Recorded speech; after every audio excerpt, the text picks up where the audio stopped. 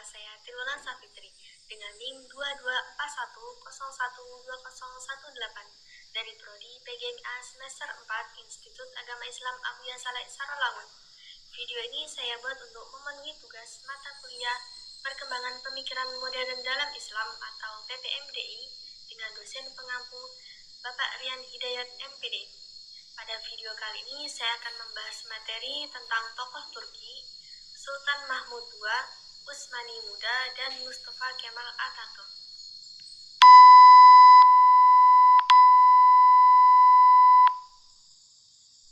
Pada video sebelumnya, kita telah membahas latar belakang pembaruan Islam.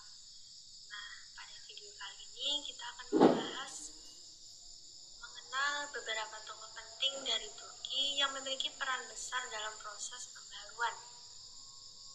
Turki yang saat itu dikenal sebagai Kesultanan Turki Utsmani pernah menjadi salah satu kerajaan Islam terbesar di dunia. Namun, seiring berjalannya waktu, Turki mengalami kemunduran sehingga muncul berbagai tokoh yang berusaha melakukan perubahan. Di antara tokoh tersebut adalah Sultan Mahmud II, Utsmani Muda, dan Mustafa Kemal Atatürk. Masing-masing memiliki cara dan pemikiran yang berbeda dalam membangun Turki. Sekarang kita bahas satu persatu. Yang pertama, Sultan Mahmud II. Beliau lahir pada tahun 1785 dan menjadi Sultan Kesultanan Turki Utsmani pada tahun 1808. Sultan Mahmud II dikenal sebagai salah satu pemimpin yang berani melakukan pembaruan karena melihat kondisi Turki yang mulai tertinggal dibandingkan negara-negara Eropa. Beliau menyadari bahwa jika tidak ada perubahan, maka Turki akan semakin lemah dan sulit berkembang. Oleh karena itu, Sultan Mahmud II mulai melakukan berbagai pembaruan di berbagai bidang. Yang pertama, pembaruan di bidang militer. Pembaruan pertama dilakukan di bidang militer pada masa itu. Pasukan Turki yang disebut Janissary sudah tidak lagi berkembang. Disiplin mereka menurun dan tidak mampu bersaing dengan tentara Eropa yang lebih modern. Melihat kondisi tersebut, Sultan Mahmud II mengambil keputusan yang cukup berani, yaitu membubarkan pasukan Janissary dan membentuk tentara baru dengan sistem pelatihan yang lebih modern. Menurut beliau, negara yang kuat harus memiliki pertahanan yang kuat pula. Sebagai contoh sederhana, yaitu jika sebuah tim sepak bola masih menggunakan cara latihan lama, sementara tim lain sudah menggunakan latihan yang lebih baik, tentu tim tersebut akan sulit memenangkan pertandingan. Begitu juga dengan Turki, agar mampu bersaing sistem militernya harus diperbaharui. Yang kedua, pembaharuan di bidang pendidikan. Beliau mendirikan sekolah-sekolah baru dan memperbaiki sistem pendidikan agar masyarakat memperoleh ilmu yang lebih luas. Beliau juga mengirim beberapa pelajar Turki ke negara-negara Eropa untuk mempelajari ilmu pengetahuan dan teknologi. Tujuannya bukan untuk meniru budaya barat, tetapi agar ilmu yang mereka pelajari dapat dimanfaatkan untuk kemajuan Turki. Sebagai contohnya itu, saat ini banyak mahasiswa Indonesia yang melanjutkan pendidikan ke luar negeri. Setelah selesai belajar, mereka kembali ke Indonesia dan menerapkan ilmu yang diperoleh untuk membangun bangsa. Kurang lebih seperti itulah tujuan Sultan Mahmud II mengirim pelajar ke Eropa. Yang ketiga yaitu pembaruan di bidang pemerintahan. Beliau berusaha membuat pemerintahan menjadi lebih teratur, lebih efektif, dan lebih modern. Beberapa lembaga pemerintahan diperbaiki agar pelayanan kepada masyarakat menjadi lebih baik. Selain itu, beliau juga mulai menerapkan sistem administrasi yang lebih rapi sehingga pemerintahan dapat berjalan dengan lebih efisien. Melalui berbagai pembaharuan tersebut, Sultan Mahmud II berharap Turki mampu mengejar ketertinggalannya dari negara-negara Eropa. Dari pembahasan tadi dapat kita pahami bahwa Sultan Mahmud II merupakan salah satu tokoh penting dalam pembaharuan Turki. Beliau melakukan perubahan di bidang militer, pendidikan, dan pemerintahan dengan tujuan agar Turki menjadi negara yang lebih kuat, maju, dan mampu bersaing dengan negara-negara lain. Namun, pembaruan di Turki tidak berhenti sampai di situ. Setelah Sultan Mahmud II muncul kelompok pemikir baru yang dikenal dengan nama Utsmani Muda atau Young Ottomans. Nah, pada pembahasan berikutnya kita akan mengenal siapa mereka dan apa saja gagasan pembaruan yang mereka bawa.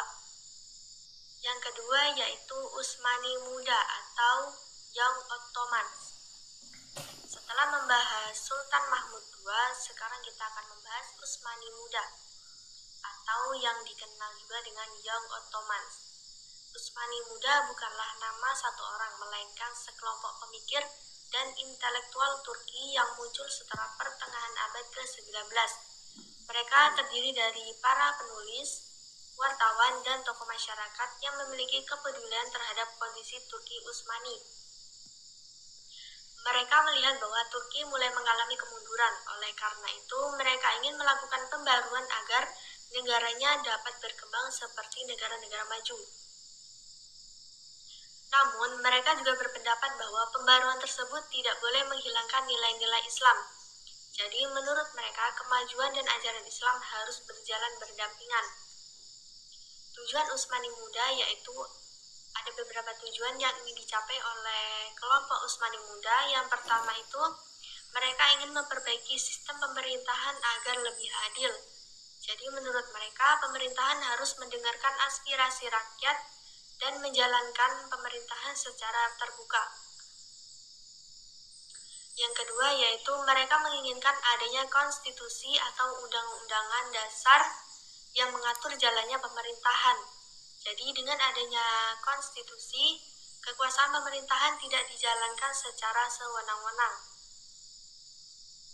Yang ketiga yaitu mereka ingin meningkatkan kualitas pendidikan. Mereka jadi percaya bahwa pendidikan adalah jalan untuk menciptakan masyarakat yang cerdas dan mampu membawa kemajuan bagi negara. Yang keempat yaitu mereka ingin membangkitkan semangat persatuan di kalangan masyarakat Turki.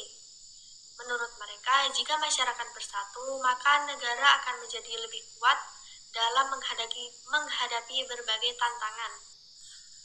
Tokoh-tokoh Utsmani Muda. Beberapa tokoh yang terkenal dalam kelompok Utsmani Muda antara lain yaitu Nami Kemal, Ziya Pasha, dan Ali Suwafi. Mereka banyak menyampaikan pemikiran melalui tulisan di surat-surat kabar, dan berbagai karya ilmiah. Melalui tulisan-tulisan tersebut, mereka mengajak masyarakat agar tidak takut melakukan perubahan selama perubahan tersebut bertujuan untuk kebaikan. Sebagai contohnya, jika ada cara belajar yang lebih baik daripada sebelumnya, tentu kita boleh menggunakannya, namun kita tetap menjaga nilai-nilai agama dan akhlak. Begitu pula dengan pemikiran Utsmani Muda, mereka menerima kemajuan tetapi tetap menjadikan Islam sebagai pedoman hidup. Selanjutnya, pengaruh pemikiran Utsmani Muda. Walaupun perjuangan mereka tidak selalu berhasil, gagasan yang mereka sampaikan memberikan pengaruh yang cukup besar terhadap perkembangan Turki. Mereka membuka jalan bagi munculnya berbagai gerakan pembaruan berikutnya. Selain itu, mereka juga menumbuhkan kesadaran bahwa suatu negara akan sulit berkembang apabila pendidikan, persatuan, dan pemerintahan tidak diperbaiki. Dari sini, kita dapat memahami bahwa perubahan besar sering kali diawali dari pemikiran dan keberanian seseorang untuk menyampaikan ide-ide yang baik. Selanjutnya, perbedaan Sultan Mahmud II dan Utsmani Muda. Agar lebih mudah dipahami, mari kita lihat perbedaan keduanya. Sultan Mahmud II merupakan seorang sultan yang melakukan pembaruan secara langsung melalui kebijakan pemerintahan. Sedangkan Utsmani Muda adalah kelompok intelektual yang lebih banyak menyampaikan gagasan dan pemikiran melalui tulisan, diskusi, dan gerakan masyarakat. Dari pembahasan ini dapat disimpulkan bahwa Utsmani Muda merupakan kelompok intelektual yang mendorong pembaruan di Turki melalui pendidikan, pemerintahan, dan pemikiran modern tanpa meninggalkan ajaran Islam. Pemikiran mereka menjadi salah satu dasar munculnya perubahan-perubahan berikutnya di Turki. Namun, setelah masa Utsmani Muda, muncul seorang tokoh yang melakukan perubahan jauh lebih besar lagi, yaitu Mustafa Kemal Atatürk. Pada bagian berikutnya kita akan membahas siapa Mustafa Kemal Atatürk, apa saja pembaharuannya, dampaknya bagi Turki, serta kesimpulan dari seluruh materi. C, yaitu Mustafa Kemal Atatürk. Kita masuk pada tokoh terakhir, yaitu Mustafa Kemal Atatürk.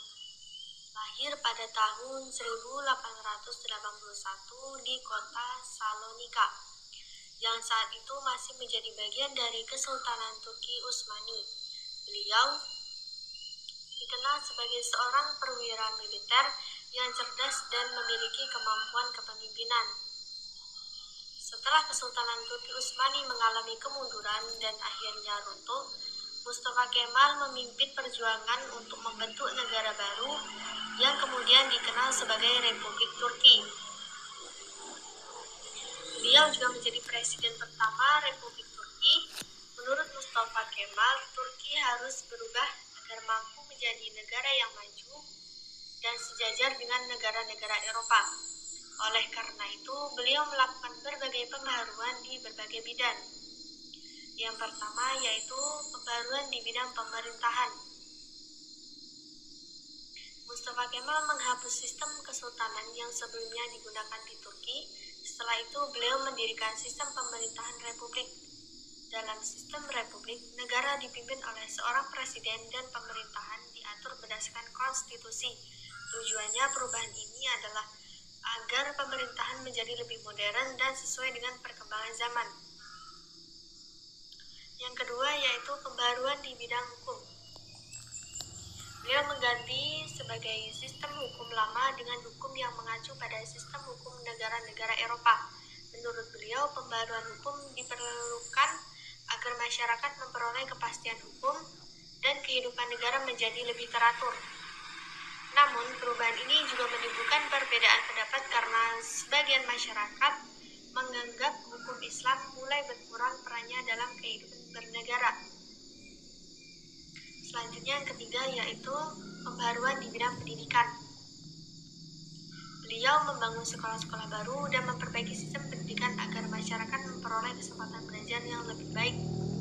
Beliau juga mendorong masyarakat untuk mempelajari ilmu pengetahuan, teknologi, dan berbagai ilmu modern. Menurut Mustafa, pendidikan merupakan kunci utama untuk membangun negara yang maju. Sebagai contoh, saat ini hampir semua negara maju memiliki sistem pendidikan yang baik. Dari pendidikan tersebut lahirnya para ilmuwan, dokter, guru, dan berbagai tenaga ahli yang mampu membangun negaranya. Yang keempat yaitu pembaruan di bidang sosial. Mustafa Kemal juga melakukan perubahan dalam kehidupan sosial masyarakat. Beliau mendorong masyarakat agar mengikuti perkembangan zaman, termasuk dalam cara berpakaian, penggunaan huruf Latin sebagai pengganti huruf Arab dalam penulisan bahasa Turki, dan berbagai perubahan lainnya. Tujuannya adalah agar masyarakat Turki lebih mudah mengikuti perkembangan ilmu pengetahuan dan menjalin hubungan dengan negara lain. Namun kebijakan ini juga menuai pro dan kontra. Ada yang mendukung karena dianggap membawa kemajuan, tetapi ada juga yang mengkritik karena dianggap terlalu banyak meniru budaya barat. Dampak pembaruan Mustafa Kemal. Setiap pembaruan tentu memiliki dampak, baik dampak positif maupun dampak negatif. Dampak positif, beberapa dampak positif dari pembaruan Mustafa Kemal antara lain, yang pertama yaitu sistem pendidikan menjadi lebih berkembang, yang kedua pemerintahan menjadi lebih modern, yang ketiga ilmu pengetahuan dan teknologi mulai berkembang, dan yang Terakhir, Turki semakin dikenal sebagai negara yang maju. Melalui perubahan tersebut, Turki mampu membangkit dari kondisi sebelumnya dan berkembang menjadi salah satu negara yang cukup maju. Dampak negatif, selain dampak positif, ada juga dampak negatif. Beberapa kebijakan Ataturk dianggap terlalu mengurangi peran agama dalam kehidupan bernegara. Akibatnya, muncul perbedaan pendapat di kalangan masyarakat. Sebagian mendukung karena dianggap membawa kemajuan, sedangkan sebagian lainnya merasa bahwa perubahan tersebut terlalu jauh dari tradisi Islam yang telah berkembang sebelumnya. Karena itu, sehingga perubahan Mustafa menjadi masih sering bahan diskusi dalam sejarah pemikiran Islam. Perbedaan ketiga tokoh agar lebih mudah dipahami, mari kita simpulkan perbedaan ketiga tokoh yang telah kita bahas. Sultan Mahmud II lebih fokus memperbaiki sistem militer, pendidikan, dan pemerintahan agar Turki mampu mengejar ketertinggalan dari negara barat. Kalau Utsmani muda itu lebih menekankan pentingnya pendidikan, konstitusi, persatuan, dan pembaruan melalui pemikiran tanpa meninggalkan ajaran agama atau ajaran Islam. Sedangkan Mustafa Kemal Atatürk melakukan perubahan yang jauh lebih besar dengan membentuk Republik Turki dan melakukan modernisasi di berbagai bidang. Meskipun beberapa kebijakan menimbulkan perbedaan pendapat di kalangan masyarakat. Walaupun memiliki cara yang berbeda, ketika tokoh ini memiliki tujuan yang sama, yaitu ingin melihat Turki menjadi negara yang lebih maju. Dari pembahasan yang telah dijelaskan, dapat disimpulkan bahwa pembaruan di Turki dilakukan oleh berbagai tokoh dengan cara yang berbeda-beda. Sultan Mahmud II memulai pembaharuan melalui bidang militer, pendidikan, dan pemerintahan. Untuk Utsmani muda melanjutkan semangat pembaruan melalui pemikiran, pendidikan, serta keinginan untuk membangun pemerintahan yang lebih baik tanpa meninggalkan nilai-nilai Islam. Sementara itu, Mustafa Kemal membawa perubahan yang lebih besar dengan mendirikan Republik Turki dan melakukan modernisasi di berbagai bidang.